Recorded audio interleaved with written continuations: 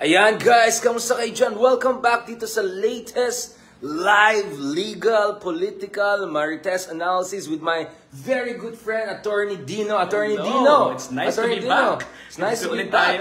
Pero ang hindi pa rin back si Harry Roque. So pag-usapan natin si Harry Roque soon. But before that, I want to go back to this. I think people have to be reminded na Senator Laila de Lima is running under a party list na Mamamayang Liberal. Correct. So, Mamamayang Liberal, si Senator Laila de Lima is the first nominee. ML, this is the party list as well that was endorsed by Vice President Lenny Robredo just recently. And so, the second nominee there is Teddy Maguilat, also a former senator. Cordilleran. And the third nominee is Erin Tanyada. All of these people are, superstars. Who, former deputy speaker. And the author of Republic Act 9851. Lagi natin kino-quote recently yan because it is the Philippine Humanitarian Act.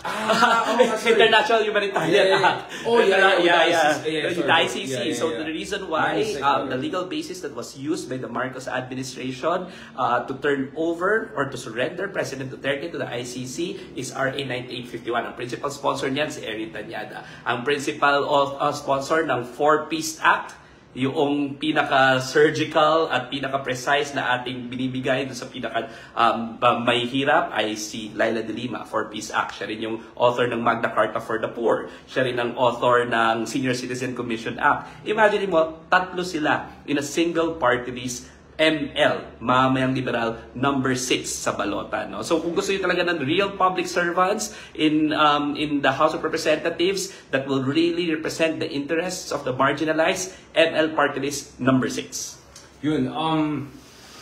So this race is actually a kind of hindi naman conundrum, but I think now we have to transition to the strategic voting issue. Kasi you can only vote for one party list. Parang presidente yan. And at least we can think of two good party lists. The other one is Akbayan, obviously, yes, of course, because of my history, etc.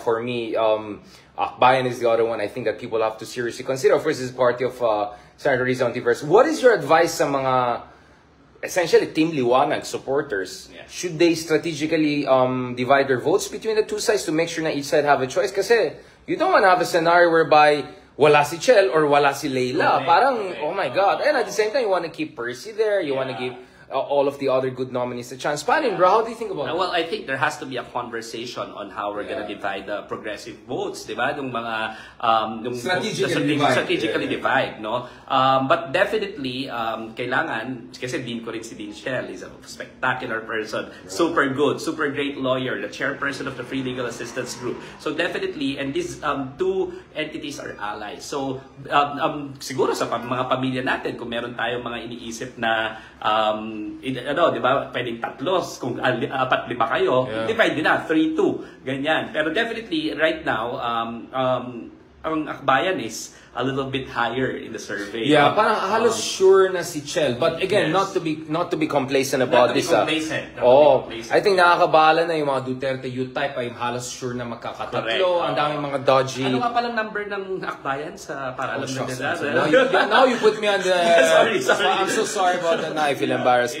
But my point is, bro, you need around 1.5 million votes to, I mean, it's very hard to predict talaga kasi it's mathematically because of the yung threshold and proportional voting. But I think usually around 1 to 1.5 million votes can assure you at least may dalawa kang nominee na makapasok. So I think ang daming Team Liwanag dyan. Correct. I mean, Team Liwanag na bumoto kay Riza, almost 16 million. Imagine mo kung 15, 16 million yung one-third of the population are Team Liwanag, di ba? Baka dumami na yan ngayon. You just need 10% of that to get 2-3 nominees of one of them. Correct. So 20% of that should show up. Pero I think right now, di ba, para maka 2 seats ka is around 1.5. 1.5. To play safe. Pagka maka 3 seats ka around 2. Yes. Right? To something million. So, Kaya natin maupo actually ng tig 3 seats sa kanila. Ako pag 3 seats yan, I mean, that's gonna be an earth-shaking change in the House of Representatives. So we have to be strategic. We have to choose between these two party lists talaga, Akbayan. We have to choose both in a strategic way. Not between. In a strategic way. Actually, there's one also quite progressive rin, di ba? Ay, yung mga kaalyado rin, yung Magdalo. Right? Pero sa akin, of course. Party niya, sorry about that. So there are 3. So imagine if you have 15, 16 million Team Liwanag supporters, more or less, na sure ka na their heart was in the right place despite all the disinformation and unity, blah, blah, blah, in 2022.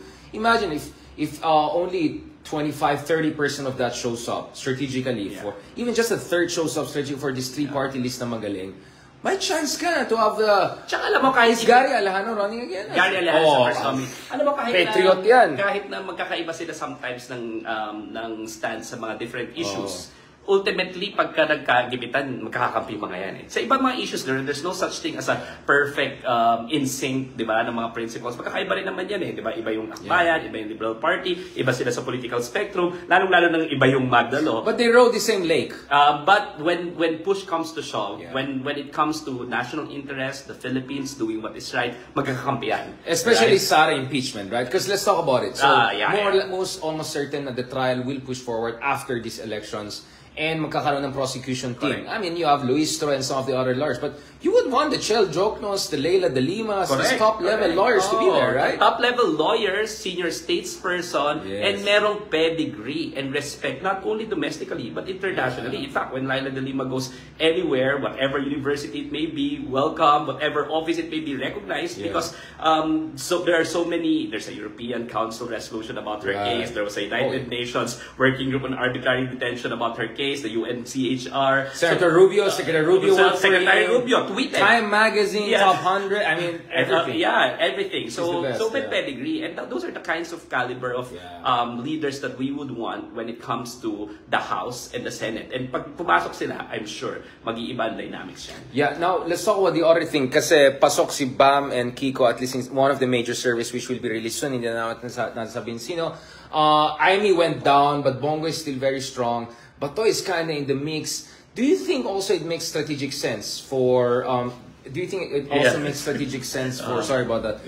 Strategic sense for Team Liwanag to support some of the Alianza members who will likely vote the right way should the impeachment come, so that hindi rin manalo yung mga masasamang tao or they're essentially as a protection racket for Sara? Well, definitely, I would say vote for Kiko, vote for Bam, sigurado yan, di ba, nakakampi natin. And then vote for si Heidi. There's no such thing as a perfect, as I mentioned, perfect candidate. We might disagree with her. You have 12 choices! Alam mo yan, there's no such thing as a perfect candidate. So, nakita ko kasi meron naman yung may recent statement Kina-cancel siya because of her statement in the same-sex marriage. Alam mo, magkakaiba tayo dyan sometimes, pero there's no such thing as perfect. But Lenny was also conservative on abortion issues. Correct. I think people have to... Core issue yan. But ultimately, okay yan si Heidi. So, huwag tayo maghanap ng perfect candidate. Baka sa kakasearch natin ng perfect candidate, maboto yung mga least perfect candidates. The opposite. So, I think, ang dami rin naman mga sila Sonny Matula, yung mga ibang progressives, and then take a look at rin yung winnability ng iba. Diba? So, I think, baka better nga na check natin kung kanino tayo pwede bumoto na for the purpose of strategic alliance as of the moment. Right? But definitely, Bam Aquino for me, Kiko Pangilinan for me, Heidi Mendoza for me, even sila Sonny Matula for me, and then the others, take a look at it. But don't vote doon sa mga tataas na sa survey na kitang-kita naman na jukebox. Kailangan mong bigyan para gumalaw, or kailangan political incentive nila dapat, or yung political interest nila ang forward. I think delikado yun. I mean, Willie Revillame is not as strong in some of the surveys I've seen right now. So, and I doubt he'll vote against Sara. So, you would want to support maybe some Alianza members who are around 6 to 10 and could beat Willie Revilla, make sure he's not there, while your support... I mean, it's going to be hard mathematically, I understand that, right? But Manny Pacquiao, maybe there should be some openness to vote for him. Definitely Lacson. Again, wala tayo. Inis tayo nung time na nag-press con siya. But, in theory, there are a couple of them na hindi top 5, medyo alanganin, but definitely they'll vote the right way should the impeachment and other issues come, right? Sa akin, very important na ang main consideration mo is their stand on the impeachment, their stand on ICC, their stand on the previous administration. For me, kung Team China yan, no na kaagad yan. Kung Team Extrajudicial Killing yan, no na kaagad yan. So take a look at their Tsaka history. Team shutdown ABS-CBN franchise. Yan. Tanggal yan. Sorry, Marcoleta. But and actually, pati si Hepore, medyo habol. Last point, I want to talk about this. Harry Roque was implicated by Pebbles. My goodness, kung sino mga naging blockers. Involved daw siya doon sa Polvoron video ni Marcos na it was once again a kind of a reminder na gaano ka neng-neng at mulmulaeng ang yung mga kalaban natin. Like parang, it's like a 30-year-old version of Marcos. Wala naman cellphone nung time na yan and all of that, right? But what I want to ask, wait, shucks, nga pala ka, no, tama, camera. But what I want to ask is, if it's true na he is involved in spreading a misinformation, targeting the head of state with some clear national security implication, can that be considered as seditious or at the very least in a generic sense destabilizing? Well, what in criminal law, you have to take a look at the motivation of the person, di ba? Lagi mo check up at yan. What is the motivation? Ay, sure na tayo sa motivation ni Harry. And what is the reason why you're gonna invent or fabricate certain things like that, no? It's gonna be because it's gonna be probably because you want to topple the government, no? That's first. Actually, before dun sa technical, legalistic things, I think, whatever happens, iba kahit anong politika mo, there are things that you should never cross. Yeah. Like, for example, manufacturing evidence, inventing these things na hindi naman totoo. So, kung totoo yan, yung accusation na siya yung author niyan, you can really see how low he has got, no? Grounds for disbarment ba kaya yun? Dapat, I think, no? The grounds for disbarment, no? hindi lang for punishment, diba? Parang ano na klaseng moralidad yung nagkiklaim dati na human rights. Ay, wala na moralidad. Tapos na tayo sa conversation. I think everyone knows where he's... I really want to revisit that kasi grabe naman yung pagka-low niya na nag-claim siya before na human rights lawyer. Tapos ganyan na siya. That's first. Second, I think it can be ground for disbarment. Third, hindi lang ito sedition, but even cybercrime. Diba? Kasi sila yung nagpakalat yan. So, yung anti-cybercrime law, apart from the fact na civilly liable because of the kind of damages that that the person is sustaining because of fake things that you've invented, no?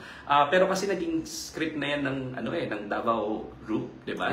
Ng previous administration. Pag may problema sila sa iyo, ang gagawin nila, papainan ka ng kapikya, 'di ba? Para sabi nila may sex speech daw sila. Wala naman, 'di ba? So grabe yung mga paninira na gagawin nila. They will not stop. And which leads me nicely to ano kasi yung demokrasya ng pinag-iisipan mo lagi is instead of the quality of the discourse is paano mo patatahimikin yan? Persona non grata. Persona non grata. Ayan, yung mga shoutout tayo dyan sa mga persona trapos na walang magawa sa buhay, board na board, 1 month after news cycle, pinipilit pa rin na persona non grata tayo, parang as if naman, hello. But, no, what is persona non grata? What the hell is that? What is the legal doctrine? Is that, well, you're not welcome, but it's not legal binding. Diba, ang ano yan it's like, hindi nga an ordinance, diba? It's an ordinance, right? So it's not a law. It's a charot. So it's just a mere declaration. Supposedly you're not welcome. Pero even the mere declaration, it's hostile. It's hostile, and I think I appeal to them, to everyone who's declaring you persona non grata, whether you agree or disagree with what he said. Hindi naman pwedeng balansin. Or with the facts of Let me make sure. Na-Google trend ko yan. HDI was one of the most researched things and most of them were from Mindanao. So, I'm not even sure many people understood what was the Human Development Index. Bakit tayo balat si Buyas at that particular point in time? Diba? Parang whether we disagree or agree, sometimes you wouldn't agree with what I will say. But it doesn't mean that you will weaponize, whatever legal declaration, stigmatize. It's stigmatization. It's stigmatization. Diba? Sometimes you have to be a little bit more tolerant on what people say. Even yung sa mga sexual innuendo sa mga tumatakbo. Sa akin, let's punish them through the voting mechanism. But I don't think it's the COMELEC who should censor them. Si Mr. Single Mom. So sa akin, when it comes to free speech, it shouldn't be the state. It shouldn't be city councils who should be slapping people with persona non grata, with whatever kind of punishment. But definitely, we should vote against these people, right? Or take that into consideration. Pero huwag tayo balat sibuyas. Vote with your feet and your ballot. But legally, can you challenge the persona non grata? I think so. So, dapat nga winawarningan din yung mga local government units na yan, no? Na dapat siguro pag-isipan nila mabuti kung constitutional yan. Kasi pwede, I mean, Richard's it's a way of stigmatization. I'm a media personality, I'm a news person, so what, you're gonna try to shut down and stigmatize me? I think you should legally challenge it one of these days. So, abangan, we might have a new chapter of challenging some of these people, but medyo busy ako unlike them Kasi ako nagsiservisyo ako unlike them na medyo maraming oras. But thank you so much very much, attorney, for that fantastic interview. Soon, hopefully, we're gonna launch our own podcast from a new studio, new place. Can you give a kind of a foreplay? Sorry, can you give me a kind of a teaser of the movement, foundation, whatever you are trying to launch? A lot of people are academics, no? Younger generations would want change in this country. So we're exploring it together with Richard. We're launching something that will promote non-profit. It's a non-profit. Promote discourse, promote healthy discourse. Try to envision a collective parang dream for our country, talking about justice, accountability, policy, and not personalities. So yun yung tinatry natin create ng movement. So we're in discussions right now, and hopefully, once we create, part of that would be our podcast, but there will be different... Pwede na tayo mag-fan meet doon, may office na. So hopefully we can launch that soon, so stay tuned. God willing, God willing. Thank you so much, brother. I'm so proud of you. I know for two Ilocanos to open a non-profit says a lot, meaning talaga our heart is in the right place. But thank you so much for your support, guys, and thank you guys for your support. So abangan nyo, we're gonna have new announcement on a foundation we're gonna set up soon, God willing. Para sa bayan talaga yan. Para sa bayan ito. At saka for the next generation yan. For the win. Salamat! And yung mga nag-persona non grata na trapos, ayan, see you soon. Maybe in court, maybe in your city hall. Mag-usap tayo. Thank you.